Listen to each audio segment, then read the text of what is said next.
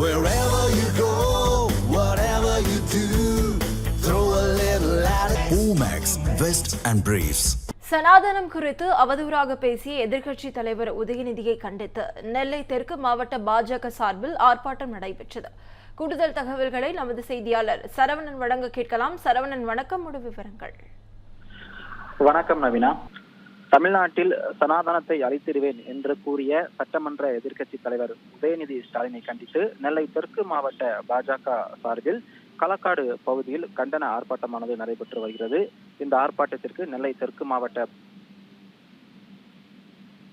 முன்னாள் சட்டமன்ற உறுப்பினரும் பாஜகவின் மூத்த நிர்வாகியுமான எம்.ஆர். காந்தி மற்றும் தமிழக பாஜக மாநில இளைஞரணி துணைத் தலைவர் அசோக் உட்பட பலரும் கலந்து கொண்டு திமுகவிற்கும் உதயநிதி ஸ்டாலினுக்கும் எதிரான கடுமையான கண்டன கோஷம் எழுப்பி வருகிறார்கள். சமீபத்தில் நடைபெற்ற சட்டமன்ற கூட்டத்தொடரின் போது சட்டமன்ற எதிர்க்கட்சி தலைவராக பொறுப்பேற்றிருக்கக்கூடிய உதயநிதி ஸ்டாலின் சனாதனம் குறித்து பேசியிருந்தார். அப்போது தமிழ்நாட்டில் சனாதனத்தை நான் அழித்து விடுவேன் என்று அவர் குறிப்பிட்ட உரை அரசியல் அரங்கில் ஒரு பெரும் அதிர்வலையை ஏற்படுத்தியது. ஏற்கனவே சனாதனம் குறித்து அவர் பேசிய பேச்சுக்கள் நாடு முழுவதும் பெரும் விவாதத்தை கிளப்பியிருந்த நிலையில் தற்பொழுது மீண்டும் சட்டமன்ற அவையிலேயே சனாதனத்தை ஒழிப்பது குறித்து அவர் பேசியிருப்பது ஒட்டுமொத்த இந்து அமைப்புகள் மற்றும் இந்து மத்தியினரிடையே பெரிய கொந்தளிப்பை ஏற்படுத்தியிருக்கிறது. உதயநிதி ஸ்டாலினின் இந்த சட்டமன்ற உரைக்கு பாஜக மற்றும் பல்வேறு தரப்பினர் தங்களது பலத்த கண்டனங்களை எழுப்பி வருகிறார்கள். சட்டமன்ற அவைக்குள்ளேயே இந்து மக்களின் உணர்வுகளை புண்படுத்தும் விதமாக பேசுவது முறையல்ல என்றும் அரசியல் லாபத்திற்காக தொடர்ந்து சனாதனத்திற்கு எதிராக பேசி வரக்கூடிய